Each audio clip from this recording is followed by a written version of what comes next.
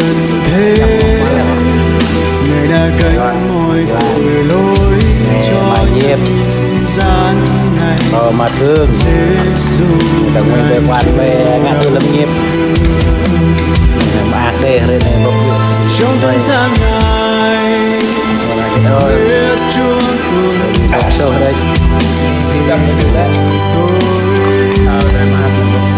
vì nhân gian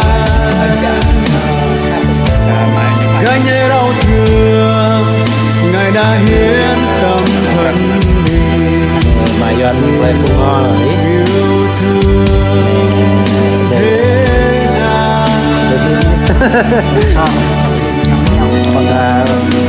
Còn bên đây đi Ngài đã chết trên thập tự giá vì lòng yêu thương tôi.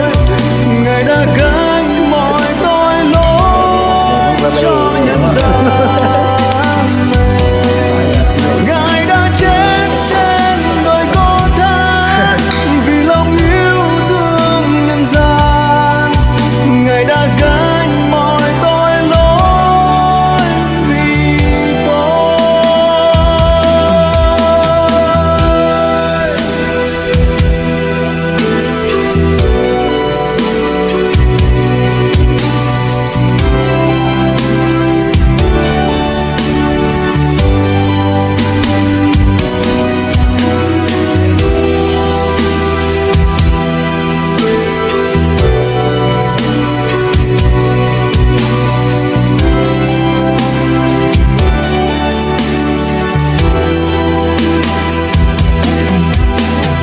Giêsu đau đớn trên thập tự giá, Người đã gánh mọi đớn đau.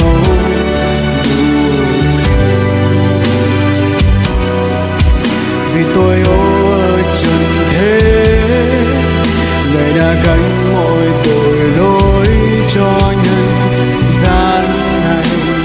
Giêsu Ngài chịu đau thương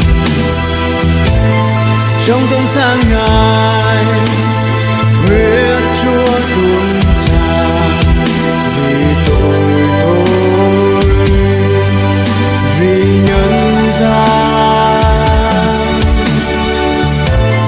gánh nỗi đau thương. Ngài đã hiến tâm thân mình vì lòng yêu thương thế gian.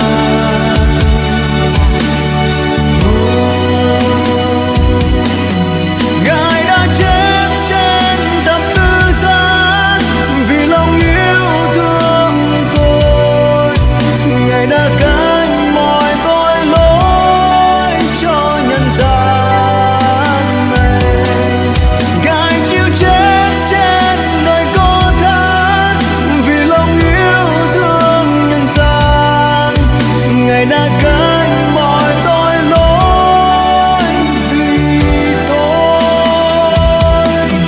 Ngài đã chết trên thập tự giá vì lòng yêu thương tôi. Ngài đã gánh mọi tội lỗi cho nhân gian này. Ngài chịu chết trên đồi Gô-tha vì lòng yêu thương nhân gian.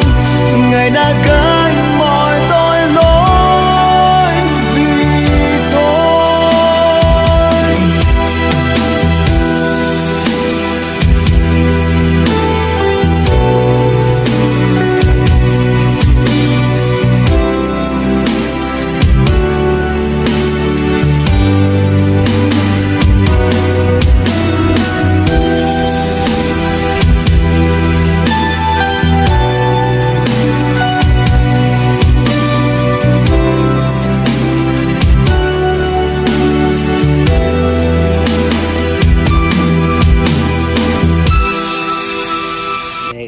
để cá chi đó về ghê quay này